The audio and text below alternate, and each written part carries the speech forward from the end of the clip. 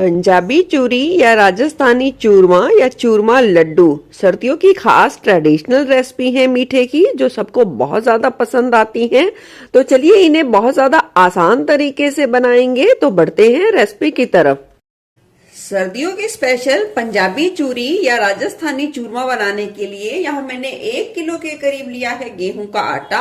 इस आटे को थोड़ा सा दरदरा सा पिसा हुआ लिया है। आप आटा चक्की वालों से कह दीजिए कि चूरी बनाने के लिए आटा चाहिए, तो वो आपको इस तरीके से हल्का सा दरदरा पिसा हुआ आटा आसानी से दे देंगे। तो यहाँ मैंने 1 किलो के लगभग लिया है। अब आटे में हम डाल देंगे ये पिघला हुआ गुनगुना घी। यहाँ पहले मैं 100 ग्राम के करीब घी का इस्तेमाल करूंगी और इसे अच्छे तरीके से मिला लेंगे। अच्छे तरीके से मिला लिया है। थोड़ा सा लेंगे आटा और इस तरीके से मुट्ठी में दबाएंगे। ये देखिए आटा खुल गया है और एक साथ नहीं बंधा, इसका मतलब मोयन कम है। तो हम यहाँ 50 ग्राम के करीब घी का इस्तेमाल और करेंगे। चलिए मिला देंगे घी और इसे फिर से अच्छे तरीके से मिला देंगे। अच्छे तरीके से मिला लिया है। लेंगे फिर से मुट्ठी में। ये देखिए इकट्ठा हो गया है, नहीं बिखरा है। इसका मतलब मोयन बिल्कुल परफेक्ट है चूरी के लिए। अब हमने हल्का गर्म पानी ले लिया है। थोड़ा थोड़ा हम पानी डालेंगे और आटे को बस हम इकट्ठा करेंगे। इस बात का ध्यान रखना है, हमें आटे को गूंथना नहीं है, हमें आटे को इकट्ठा करना है। एकदम से ना कर पाए तो आप इस तरीके से करिए। थोड़ा सा आटा एक तरफ करे परात में और उसे पहले गीला करके इकट्ठा करें और इसे टाइट रखना है। इस बात का आप ध्यान रखें, ज्यादा पानी का इस्तेमाल नहीं करना है। तो हम इस तरीके से आटे को बस बाइंड हो जाए, यानी कि जुड़ पाए, इस तरीके से बस इकट्ठा करके छोड़ते जाना है। आपको इस बात का ध्यान रखना है। ये देखिए आटे को हमने इकट्ठा कर लिया है। बस हमने इतना पानी मिलाया कि आटा आसानी से बस बाइंड हो पाए और इसे टाइट रखा है। अब हम थोड़ा थोड़ा सा पोर्शन लेते जाएंगे और इस तरीके से इसका प्रेशर देते हुए इस तरीके की मुठियां बनाएंगे। ये देखिए कुछ इस तरीके से। इस तरीके से हम सारे जो आटे की थोड़ा थोड़ा पोर्शन लेके मुठियां बनाते जाएंगे। इसे राजस्थानी भाषा में मुठियों वाला चूरमा कहे जाते हैं, यानी कि जो ये मैं बना रही हूँ इसे मुठियां कहते हैं। और पंजाबी भाषा में इसे मठूंगड़े कहते हैं। तो चलिए हम सारी मुठियां बनाकर तैयार करेंगे इसी तरीके से। चलिए सारी मुठियां बनके तैयार है। अब करते हैं फ्राई। अब हम लेंगे कढ़ाई। कढ़ाई में हम डाल देंगे देसी घी और इसे अच्छे तरीके से गर्म करेंगे। घी जैसे ही गर्म होगा हम इसमें डाल देंगे ये तैयार की हुई मुठियां। एक बार में जितनी आए आप उतनी आसानी से डाल सकते हैं। गैस की फ्लेम को लो टू मीडियम पर सेट करते हुए पहले हम इसे थोड़ा सा सिकने देंगे। थोड़ा सा सिकने के बाद अब हम इसे पलट देंगे। अब अलट पलट के इन मुठियों को अच्छा सुनहरा होने तक सेक लेंगे। गैस की फ्लेम को लो टू मीडियम पर ही रखना है, इस बात का आप ध्यान रखें ताकि अंदर तक अच्छे तरीके से सिक पाए। चलिए बढ़िया गोल्डन कलर आ गया है मुठियों पे। अब हम इसे निकाल लेंगे एक प्लेट में और ठंडा होने के लिए छोड़ देंगे और सारी मुठियों को इसी तरीके से फ्राई करेंगे। सारी मुठियों को अच्छे तरीके से फ्राई कर लिया है, हल्का ठंडा भी कर लिया है। अब हम इसे टुकड़ों में इस तरीके से तोड़ देंगे। सारी मुठियों को पहले हम इसी तरीके से तोड़ेंगे। अब मुठियों को इस तरीके से टुकड़ों में तोड़ लिया है। अब हम थोड़ा थोड़ा सा पोर्शन लेते जाएंगे और इसे मिक्सी जार में डालेंगे और 1 से 2 सेकंड मात्र चलाएंगे और फिर मिक्सी जार को रोक के उसे चम्मच से चलाएंगे और जरूरत पड़े तो फिर 1 आधे सेकंड के लिए चलाएंगे और इसी तरीके से इसे दरदरा सा पीस कर तैयार करेंगे। हल्का मोटा दरदरा रखना है, तभी वो टेक्सचर वो टेस्ट आ पाएगा। ये देखिए कुछ इस तरीके से सारी मुठियां दरदरा सा इसे पीस कर तैयार किया है। 2-2 मुठियां तोड़कर आप मिक्सी जार में डालते जाइए और पहले 2 सेकंड चलाना है, फिर रुक के 2 सेकंड उसे चला के फिर चलाना है। मात्र 4 से 5 सेकंड में पीस के तैयार हो जाता है एक बारी में। तो चलिए बढ़ते हैं नेक्स्ट प्रोसेस की तरफ।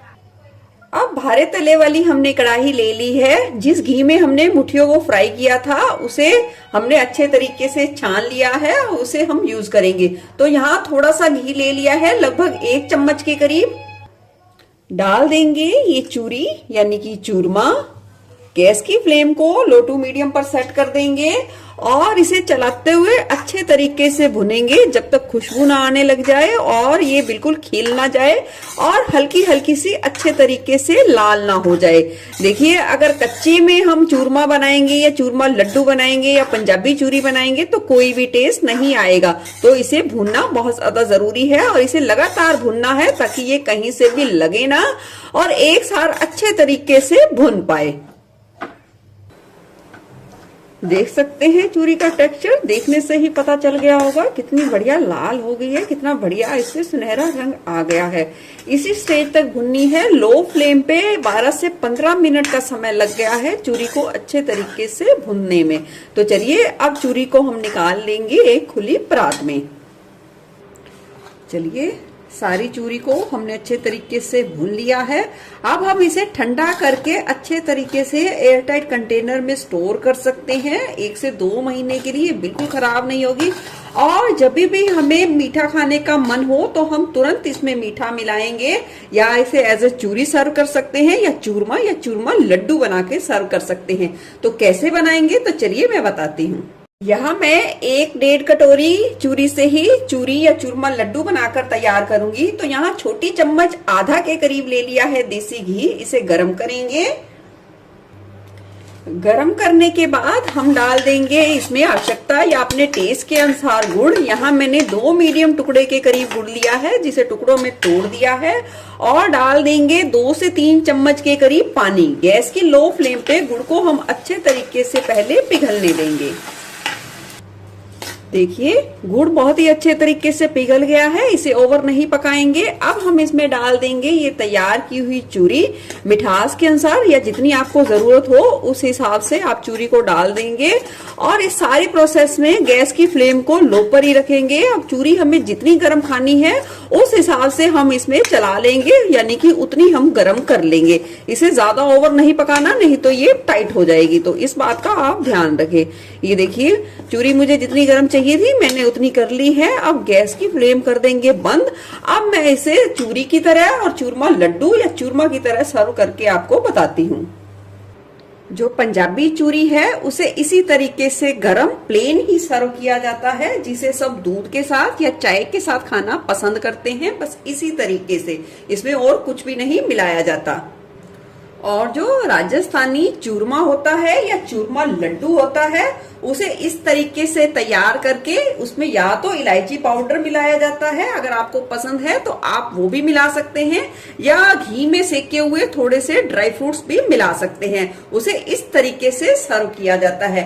अब आप इसे अच्छे तरीके से ड्राई फ्रूट्स जितने मर्जी चाहें आप इसमें डाल सकते हैं सेक के घी में, और उसका आप चूरमा भी बना के इसे ऐसे सर्व कर सकते हैं, या सभी चीजों को मिलाकर आप उसका इस तरीके से चूरमा लड्डू भी बनाकर सर्व कर सकते हैं। जिस तरीके से आपको पसंद हो आप उसी तरीके से सर्व कर सकते हैं, यानी कि उसी तरीके से खा सकते हैं। पंजाबी चूरी के साथ ये राजस्थानी चूरमा बनके तैयार है, जिसे हम गार्निश कर देंगे थोड़े से ड्राई फ्रूट्स के साथ, और साथ ही चूरमा लड्डू भी बनके तैयार है। इसे भी थोड़ा सा सजा देंगे। आप भी इस रेसिपी को जरूर ट्राई करें इन सर्दियों में, आपको बहुत पसंद आएगी। फिर मिलूंगी ऐसे ही बढ़िया रेसिपी के साथ। Eat healthy, stay healthy. धन्यवाद।